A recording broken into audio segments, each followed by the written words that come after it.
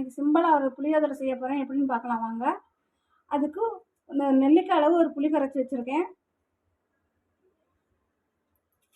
இப்போ அதுக்கு 2 கப்பு சோறு வடித்து உதிரி உதிரியாக எடுத்து வச்சுருக்கேன்.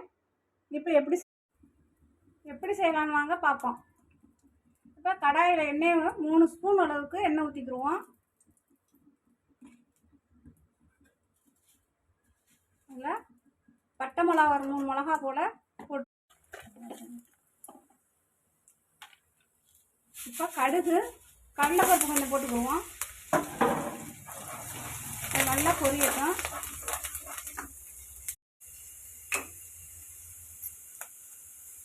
இப்போ கருவேப்பிலை போட்டுக்கலாம்.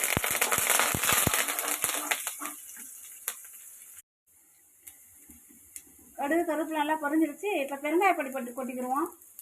கொஞ்சமாக தான் போடுறேன்.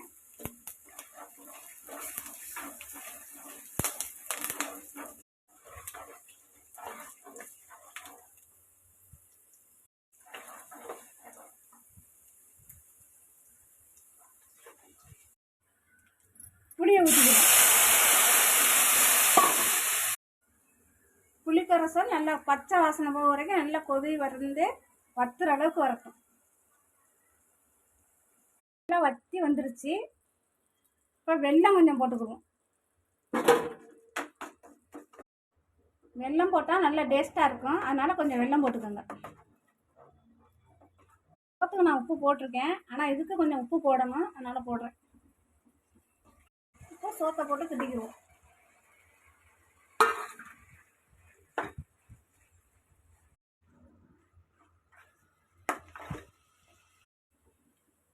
இப்போ புளியோதரை ரெடி ஆயிடுச்சு. வேற ஒரு பாத்திரத்தில் மாற்றிக்கிறோம். இப்போ சிம்பிளான சுவையான புளியோதரை ரெடி ஆயிடுச்சு. நீங்களும் இதே மாதிரி செஞ்சு பாருங்கள்.